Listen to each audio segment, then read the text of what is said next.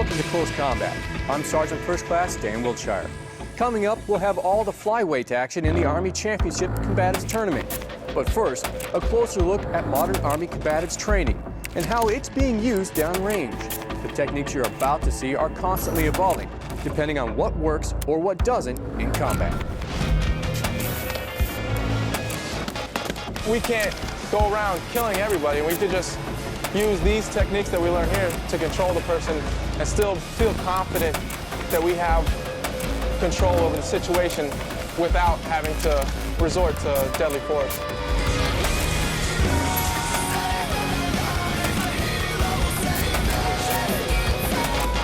We teach boxing, kickboxing, judo, wrestling, and Brazilian Jiu-Jitsu all in one system in a matter of 4 weeks.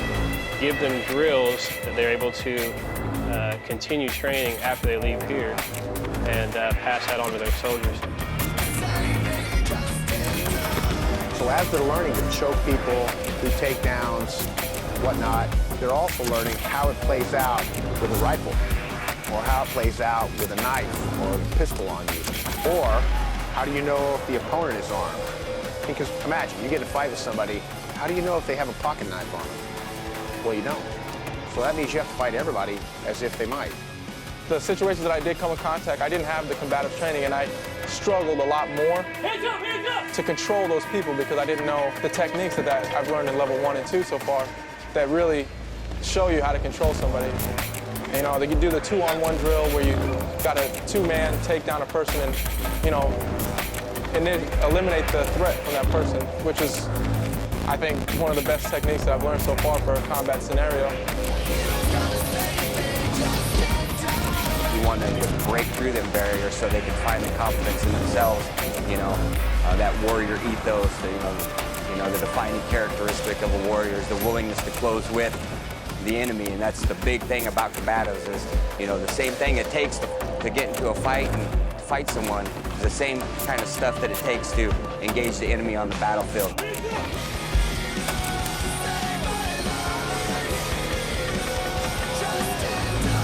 You're in a firefight, you go black, you have no ammo left, you know, and the enemy's right there on you. You end up having hand-to-hand, or you're clearing rooms, you know, tight-knit quarters.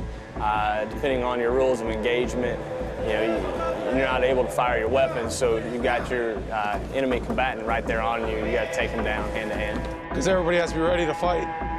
Everybody's a soldier first, regardless of MOS or duty position.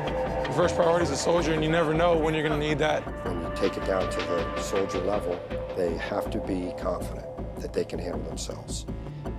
In all situations, we want them generally to step forward and say, I'm here to help. Every soldier is going to be in a situation where they're going to be in or around an enemy or in enemy territory. But regardless of what your job is in Iraq or Afghanistan, you're in enemy territory. So you need to be prepared for that.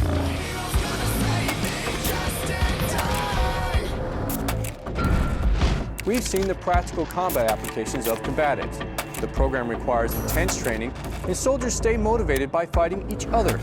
Here's a look at how these techniques are practiced and tested in competition.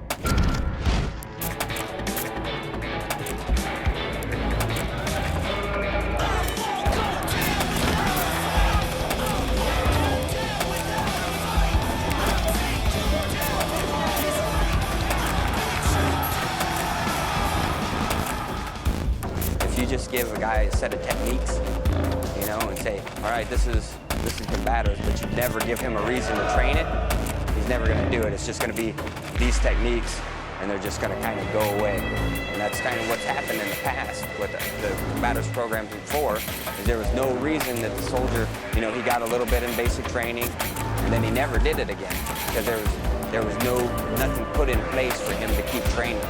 So now we give them guys a reason to train. Competition instills the warrior ethos, it allows them to be champions, and it builds the unit's esprit de corps and pride in their unit.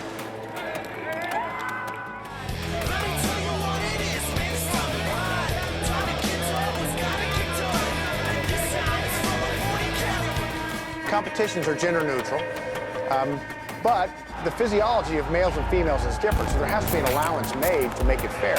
And imagine that a female of a given body weight carries less muscle for her body mass than a man of the same body weight. I did compete a couple of weeks ago. It was my first competition, and I just only knew level 1 techniques. That was it. But I just went in there, did what I basically knew, and I did pretty good.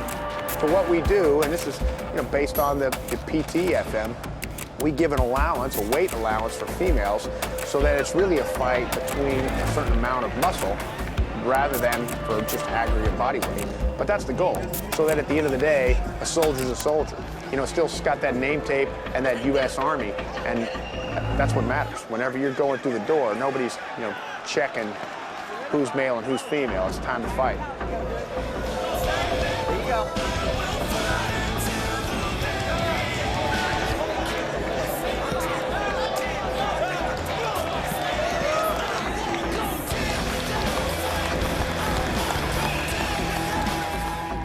Well, depending on the size of the person, I'm 6'7", and I've gone against people who are 5'4". If they have a lot of skill, they can dominate you. That's something that, I didn't know really before I started doing combatives. I thought, I'm huge, I can beat up a small person.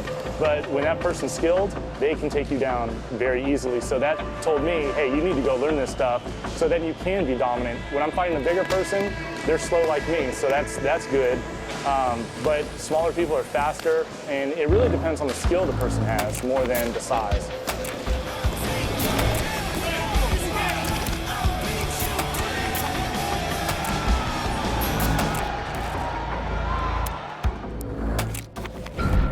There's much more to come on Close Combat.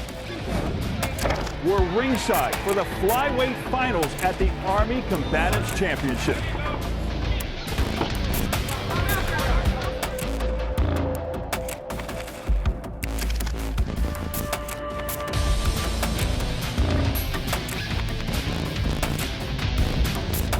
I'm Van Stokes, here with Matt Larson, Director of the Army Combatives Program.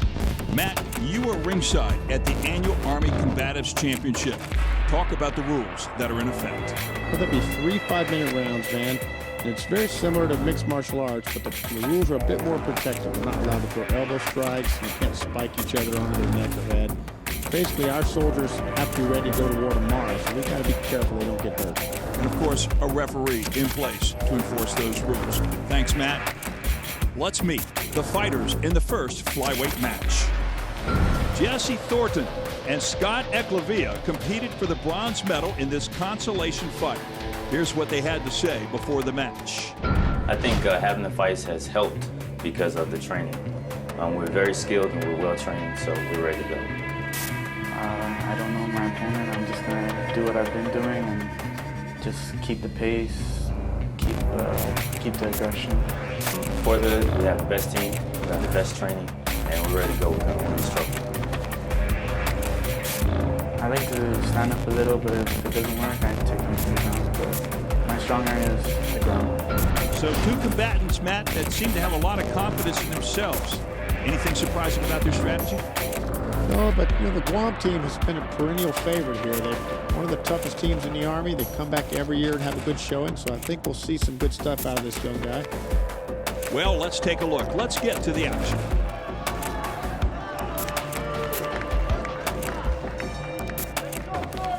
Underway in the first period. Jesse Thornton wears the red belt. Scott Ecklavia wears the blue belt. And Thornton very, very quick in on the body of Ecklavia. The lift and the slam. Matt, that's with force. Wow, nice takedown. Put him right down on his shoulder. But he lets him back up because he says mentally, I want some more of that action. Yeah, I think maybe he want to take him down again.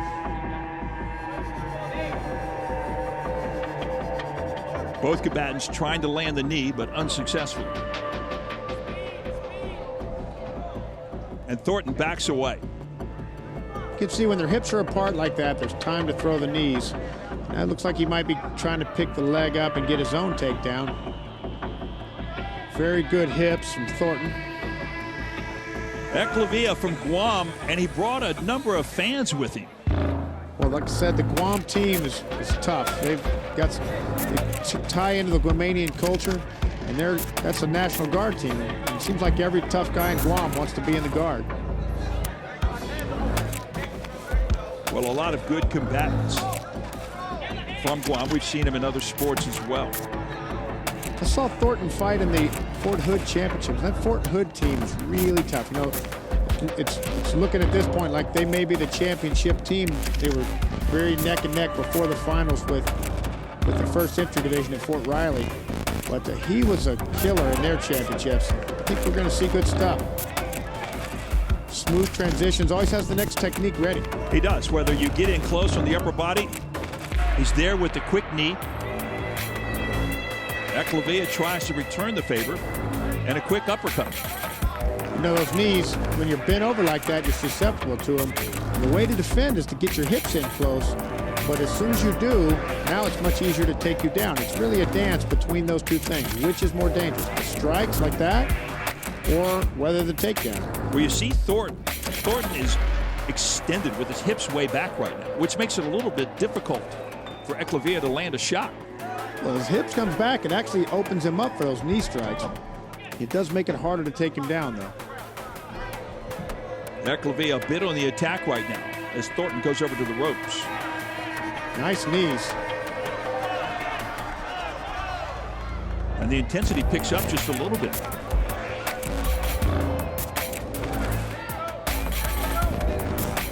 Again, 3 judges. There's a 10-point must system for each round. In other words, the winner of each round will get 10 points. The loser will get 9, 8, 7, whatever, accordingly. And right now, as we move through the first stanza of this bronze medal match, who looks like they have the lead to you, Matt? Well, it looks very even at this point. Thornton had that really slamming takedown at the beginning, which may be the difference. But they're exchanging knees and punches very evenly. It seems like Eclavia, as the aggressor, is pushing Thornton into the wall, but it's very difficult to say who's winning at this point. And as soon as you say that, they turn right around. Thornton comes off the wall, and they're back out in the center of the ring.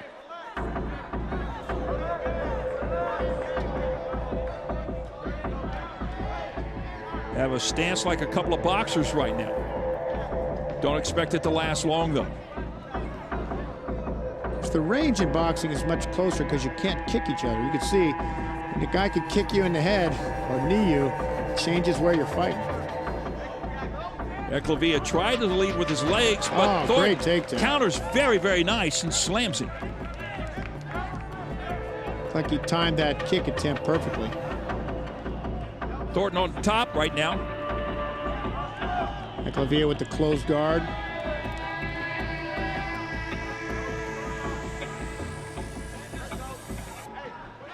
We go under the final minute now of the first round. This bronze medal match. Back to their feet. The boxer's stance. The kick and the twirl. I mean, you see it all here, don't you? Yeah, you'll see that's a modern Army combatives draws from a bunch of different martial arts. You can see some of the Muay Thai, the wrestling, the Brazilian Jiu-Jitsu. All of those things are factors. Boxing, I mean, you kind of roll it all together. Good knee shot there. Yeah, that's right. Looks like we're close to the end of the round here. That noise, that banging noise, that signals 10 seconds out, so the fighters will know to go hard. And that they do as they come down to the final seconds of the first round. Quick shot there by Thornton as he goes back to his corner right now.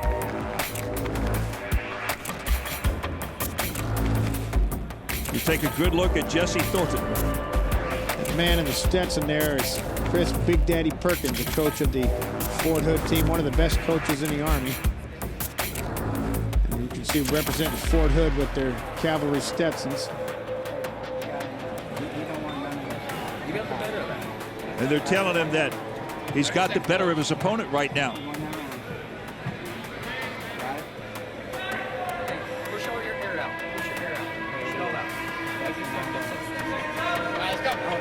Working with him on his breathing techniques, telling him to push out the air. You know, managing your fighter's adrenaline is a big part of being a good coach. How warmed up they are before the fight, how they calm down between the fights. Here we go, the second round. Eklevia in the blue belt, Thornton the red belt, and the dark jersey right now. Again, the manly art of self-defense, or so it seems, as they close the space. Eklevia in with the kick, the wrap, and Thornton says, "You're going to your back." Yeah, it can be dangerous throwing those body kicks. You got caught that time. That takes its toll on you, does it not? Yeah, it's just as good as any other sort of blow. Whenever you land them flat like that. I mean, I don't want to say you heard the ring shake from where we're sitting, but almost. You know, and that's just canvas and plywood with a really thin pad in between there, so it hurts. Thornton keeping the contact very, very close right now. There's a real skill in there to who can land punches and where your hands got to be and control the wrist. Looks like he's getting them back out the center of the ring. And the referee has the authority to do that. If they get too close to the corner, the post becomes a problem. Roger, he just wants to keep them from maybe getting underneath the ropes and whatnot, so why not start them back here? Because the time stops when they're doing those adjustments. Thornton's objective right now, what do you see it as, Matt? Oh. Well, Thornton's got two options. He can give damage from inside there, like that, or he can try to get past the legs. Now, it's very hard to finish somebody off without getting past the legs, but he's landed some pretty good shots. He's in a good position to do that, though, is he not, as he tries to move towards the head of Eklevia.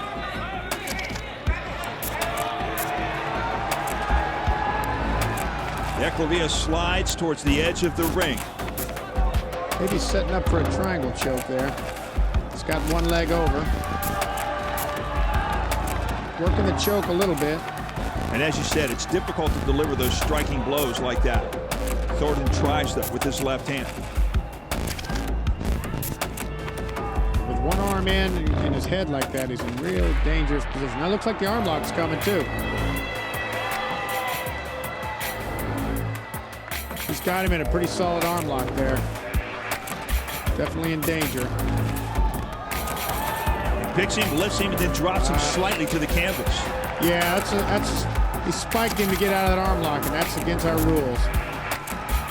It's important to remember that these soldiers are right there on you his go. head. That's the spike to the head. That is against the rule. And take a look at the referee. He's there to enforce it quickly and disqualify Thornton. That's right. It's important. By DQ in the blue corner, Guam, Scott Eklevia.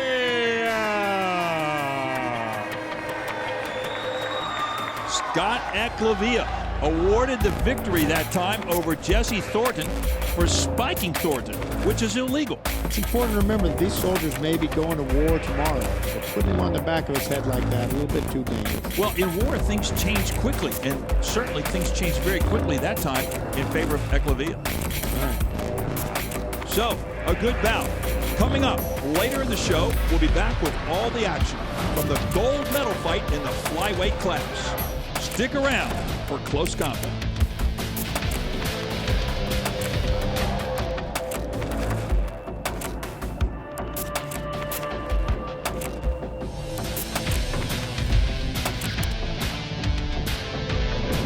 Welcome back to Close Combat.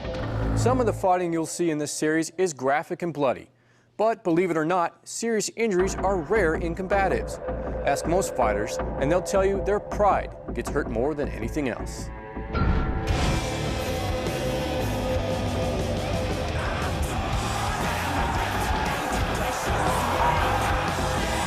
We're all soldiers here, so we're all looking to take care of each other.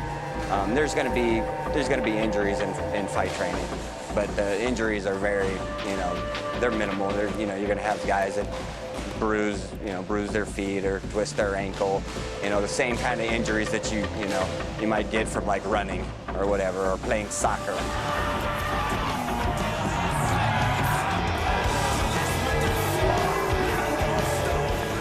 Some injuries in this type of training, most of it is getting your feelings hurt from getting punched in the face. We don't want to come out here and hurt soldiers. We want to train soldiers. We need live, realistic training, but we also need safe training. We got, let's say we got a classroom of 30 guys out here, but 20 guys don't make it through the course because they're hurt. Well, that defeats the purpose.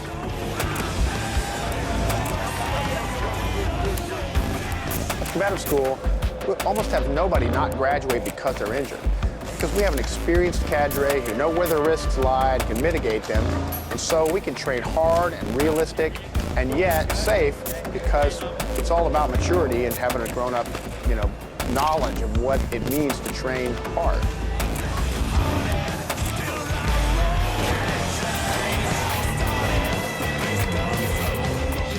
And what kind of injuries did you see? We mainly saw musculoskeletal injuries such as shoulder, elbow, and knee injuries, and we saw one hand fracture. This training is safer than a high school football team's trainer by a factor of 10 probably. It's safe, and it's hard and realistic. And you're going to get bruises when you're hitting each other, so don't expect it to be, pain-free. But injury-free and pain-free are two entirely different things. And we can train with pain as a factor of training in the same way that it is on a long road march. That hurts. But hopefully it didn't injure you if it's done wisely. Same thing is true here.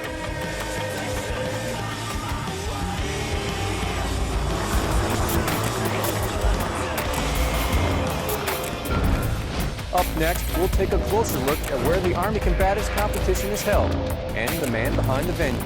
Plus, we're ringside for the flyweights gold medal match. Stick around.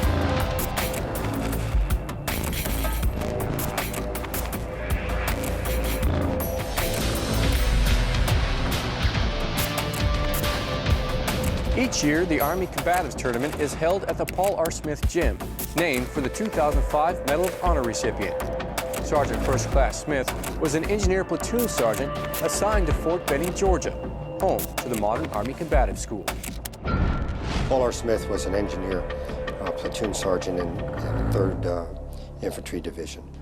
And during the battle for Baghdad at the airfield, his platoon was attacked by a superior force of Iraqi insurgents. I ran back to the area where Sergeant Smith was, and he was firing his 50 cal, so I yelled to him to come out of there. But there was a large force out there, and he wasn't about to leave his position. He kind of gave me a cutthroat that he's not going to come down. Every time it was more length, he was telling me to get back down the driver's head to keep my head down. You could hear rounds tinking off the front of the track and stuff. And that's when he took the shot. I seen the enemy force out there, and there's no doubt in my mind if he hadn't stayed on that 50 cal, they would have came through our position. And as they fought to hold that piece of ground, they received withering fire. He moved up in unprotected into M113 and manned a machine gun and saved the lives of his soldiers as he fought and repelled the enemy attack. And in retrospect, sitting back, thinking about when he left, I think he knew that he would meet his destiny in Iraq. To have the best gymnasium facility that I've ever seen named for a non-commissioned officer who gave his life for his country and for his own, right down to the essence of his own men, and a recipient of the Congressional Medal of Honor. It's the right thing, and he was a warrior, and to have the Combatives Tournament here also shows our young men and women that they're a part of something bigger than just themselves also, as was Paul R. Smith. Up next, the championship fight in the flyweight class, coming up on Close Combat.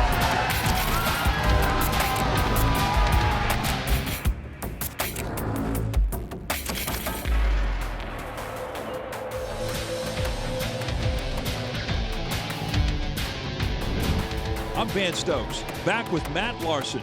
Now for the final fight in the flyweight class. Let's meet our competitors. Eric Cabell Garibay and Francisco Frankie Mercado competed for the gold medal and the championship title. Here's what they had to say heading into the fight. Just go in there, throw some hands, and go for a takedown, and then just try and work passing the guard and ground and pound from there. I don't know my opponent, but I'm just going to keep doing that.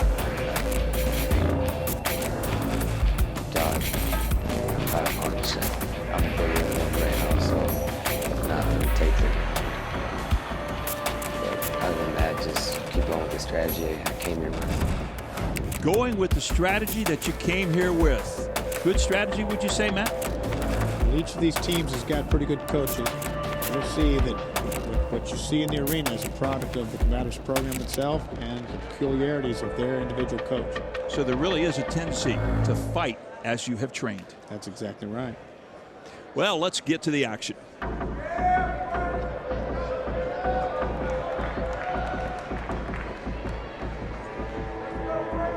The squared circle, the boxing ring, here in Fort Benning, Georgia. And again, Cabell Garibay with the red belt. Francisco Mercado with the blue. Tries to go down low. Cabell Garibay flailing a little bit. But Mercado wants to take him down to the mat, put him on his back. Mercado really wanted that takedown. In Muay Thai, they have a saying, if you want the clinch badly, you'll get it. It's not necessarily a good thing.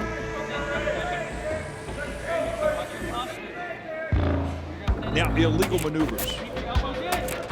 Of course, we've talked about the spike or pile drive your opponent head first into the mat. Cannot hit with your elbows, cannot headbutt. You can't spike them onto the back of their neck just because it's dangerous. The elbows are because we don't want cuts, so that's all elbow strikes really do is give you cuts. And headbutts are the same thing. You take a headbutt to the forehead or the cheek, it's really just going to lay open a cut, make the fight bloody, somebody gets stitches, but not a devastating technique except that. So you're really just asking for doctor stoppages if you allow them. It's also important to remember that these guys could be going to war tomorrow, so we have to be fairly protective of them. But now some blood is permitted, correct? Yeah, we don't stop it for bleeding. We'll stop it if it's bleeding into their eyes or it looks like it's going to be dangerous. And that's really a doctor's call. There's a doctor ringside to make sure it's all safe. You can see in here they're fairly sophisticated what they're doing with their arms, where they want them to be. Each one of them jockeying for position, whether they can set up a submission attempt or land some blows. Now, Mercado from Fort Bragg, North Carolina. They have a large number of soldiers there. You would think that they would come forward with a very strong team. It's true, and it's, you know, their posts around the Army. Each of these soldiers had to be a champion from someplace else just to qualify for this tournament. There were almost 500 competitors. That means almost 500 people were first or second place from posts around the Army. So this is really the culmination, if you will, of training that began back at installations around the world. That's right. So soldiers began learning how to fight in basic training. On the third day of basic training, when they get their rifles issued to them, they start learning how to fight to keep control of the rifle. And it continues from there at every institution we have. So when this competition started, the first day of the 3-day competition, how many contestants? Upwards of 400 for sure. Yeah, there were nearly 500 competitors. It was this was the biggest year. It was 30% roughly bigger than last year as well. Each year since we've been having these competitions, as the training spreads throughout the Army and more soldiers get to this level, the competition grows. Imagine, like I was saying, each of these people have to be a champion where they're at. Well, Fort Bragg probably has 30,000 soldiers, so you know, the people represented here were the champion of those 30,000 just to get to this tournament. So it really is noteworthy to even be able to mount this platform and participate. Well, here we are right now in this gold medal match for the flyweight division. In on the legs goes Mercado, but he gets out quickly. Now flyweight, Matt, tell me, that's up to what weight? This is up to 125. And you know, men and women fight against each other in our tournaments, so the women are allowed a percentage overage to make it fair. Imagine if it's a 125-pound class and the woman gets 9% over, well, she could really weigh, you know, 136, 137, somewhere in there, so that you end up fighting on your approximate body mass, not just your weight. So, Matt, has a woman ever made the finals? Well, they've made the finals at other places, and this tournament was the first time that a woman has gotten to the semifinals at the Army Championships. And in fact, it was a good fight because her opponent was definitely worried about her the whole fight. She was more skillful. And each year we're experimenting with how much weight to give them. So I think probably next year we'll give them 11% until we find that mix where men and women can compete equally. Again, trading blows. Cabell Garibay trying to glance some body blows off of Mercado. Mercado in the blue belt. Cabell Garibay in the red belt on the bottom row. Now, the idea, of course, is to inflict as much damage as you can on your opponent as we get down to the final seconds of this, the first period. And they finish with Mercado in the top position. So both combatants will go back to their corners for some advice. Now, well, Mercado was on top, but I don't think he gave him a lot of damage. A pretty even fight at this point. Let's see, that's Greg Nelson, his coach of the Minnesota National Guard team, one of the top coaches in the world, and has been a contributor to the Combatives program since almost the beginning. A lot of our Muay Thai techniques come from him. Let's see if we can listen to what he says.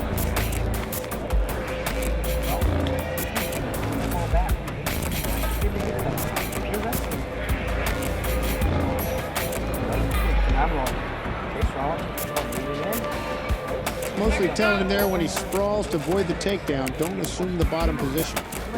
It's a common thing when people who've done a little too much Brazilian Jiu-Jitsu training to think that the bottom is all right, but in a real fight and on the battlefield, the bottom is not necessarily where you want to be. So again, Cabell Garibay in the red, Francisco Mercado, Fort Bragg in the blue. A little stick and move maneuver there. Mercado's coming in with that shot combined with an overhand punch. It's been very effective for a lot of fighters over the years. You can choose between defending the punch or defending the takedown. Very hard to do both. And Cabell Garibay finds himself in a similar position here in round two as he spent most of the first period on his back. Well, it's clear that Mercado is the better wrestler, and he's able to take him down. Now if he can capitalize on that, we'll see. You know, Cabell Garibay has got a solid defensive position here, and he's stopping him from doing any real damage. Now, you're always looking for dominance, but again, this is a case of control. Not necessarily dominance, but plain and simply controlling the tempo, the pace, and the direction of this particular bout. And ground grappling, it's a body position game. You can see, even though he's on the bottom there, Cabell Garibay has got his hips in the front, which means he can use his hips to attack the arms, attack the neck. He's really got the more leverage. Mercado has got gravity working on his side, and he is the aggressor that could turn around on him at any moment. You know, I want to close the thought that we were talking back in the first period about with women in combat, and the reason that we see women in this competition competing against men is that in a war scenario, you don't call a timeout and separate the women from the men. You have to take on whoever happens to be your opponent and your combatant in front of you. That's right. At the end of the day, this competition is not a sport. It's training. It's training for the battlefield. And, you know, what are the odds that, you know, just because you're a female means you're going to end up fighting another female on the battlefield? In our estimation, a soldier is a soldier. And so they have to be, everyone has to fight equal. Now, to make it fair, just like we have weight classes, female body mass is different. They carry their mass different. So we are adjusting the weight scales to make it fair. But at some point, you figure out where everyone can compete. Francisco Mercado in the top position right now over Eric Cabell Garibay. You talk about females. One of the very first graduates of our level 3, female graduates of our level 3 instructor program was a lady named Christine Van Fleet. She was a lieutenant. And she choked out the starting quarterback from West Point in 30 seconds from her feet. Because she knew what to do and he didn't. So that's really the key. It's a game of knowledge and athleticism together. Well, the starting quarterback at West Point probably thought he had seen it all on the gridiron. I think he was pretty surprised that he got beat by a 140-pound female. And I'm going to tell you the way I look at this. I don't look at that gender. I just say, look, you got beat by a better competitor, period. Exactly right. She knew what to do. He didn't.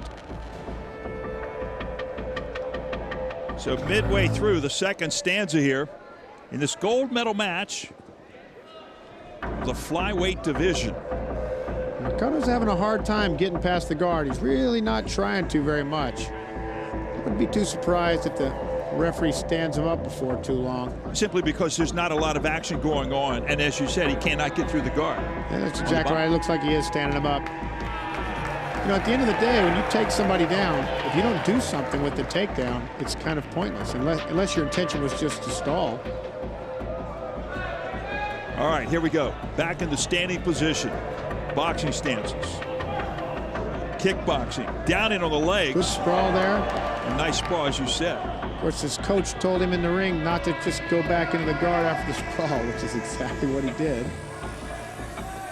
He's holding on to the neck there, but he doesn't really have a choke because the choke is dependent upon where the legs are. You can see he's giving it up now. Mercado again in a very much of a controlling position from the top. But you know, your coach will tell you one thing, but your whole fight plan kind of goes out the window as soon as your opponent comes at you and attacks you, does it not? Well, that's true. You know, the enemy gets a vote. So my old coach used to tell me, everybody's got a great plan until they get punched in the face. Yeah, you have to be able to adapt. I like the phrase move, shoot, and communicate. Move, shoot, adjust, and communicate. That's right. And then you do it again. Get down to the final 30 seconds of the second period. Working an arm lock there. This is defending well. And a lot of energy being exerted right now. It's true. It's very tiring. Of course, these soldiers are in supremely good shape. Imagine over the course of the last 2 days, these men have probably had 6 or 7 grappling matches and a couple of intermediate rules matches where they were striking, and now this. So. And the 4 pounds to the mat indicates 10 seconds left to go in the period. You hear the bell, and the second period comes to a conclusion. And Mercado spent the majority of the second period in the top position. Yeah, I think if I was a judge now, I'd probably be giving those first 2 rounds to Mercado. And that's Greg Thompson there, his coach, coach of the Fort Bragg team, one of the top guys in the program. Trains the Special Forces units there at Fort Bragg. Yeah, you said 30,000, but it's considerably more than that at Fort Bragg. There's quite a few. And you know, the Fort Hood team, they're feeding from almost 40,000. So some of these guys, they've got to do a lot of fighting to get into this tournament. Fort Bragg home with the 82nd Airborne Division, as well as good contingent of Special Forces.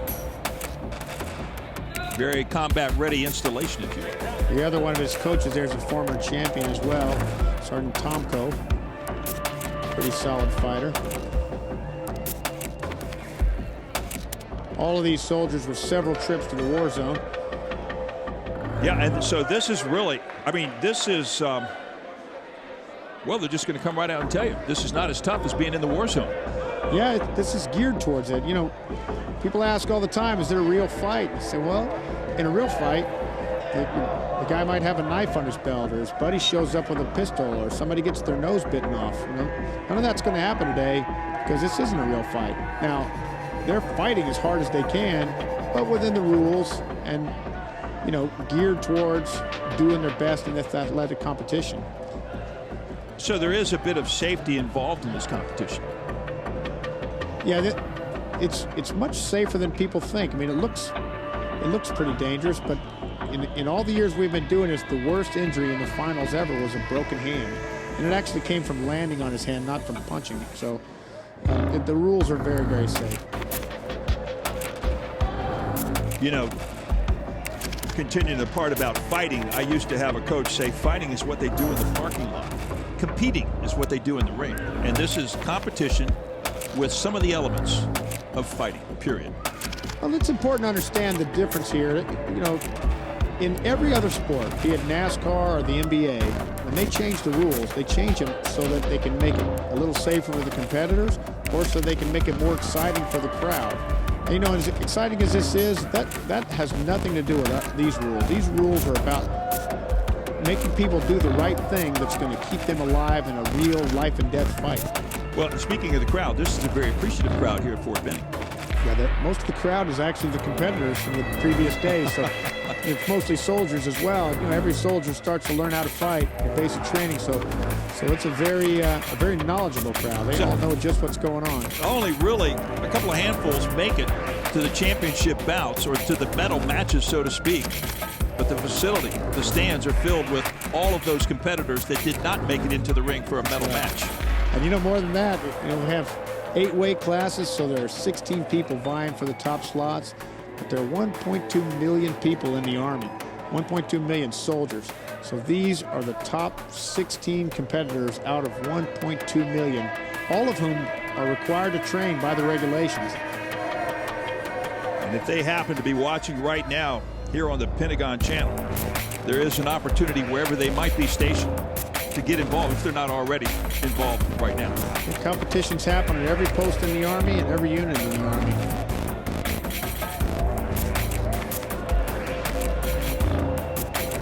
Well, Mercado right now very much has the upper body lock. Cabell Garibay unable to do much of a damage. He's landing some body blows, if you will, but they're more of a defensive position than anything else. Well, this position on the bottom with one leg wrapped up like that is called the half guard. You can see he's trying to get both legs wrapped around, but Mercado is doing a good job of stopping him.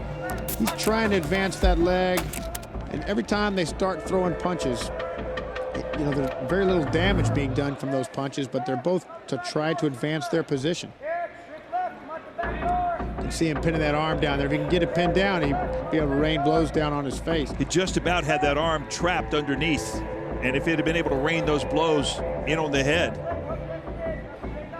he's working on it. This thing would come to a close. You can see how he's hooked his toes there. He's going to try to use that leg to open the other one so he can advance his leg.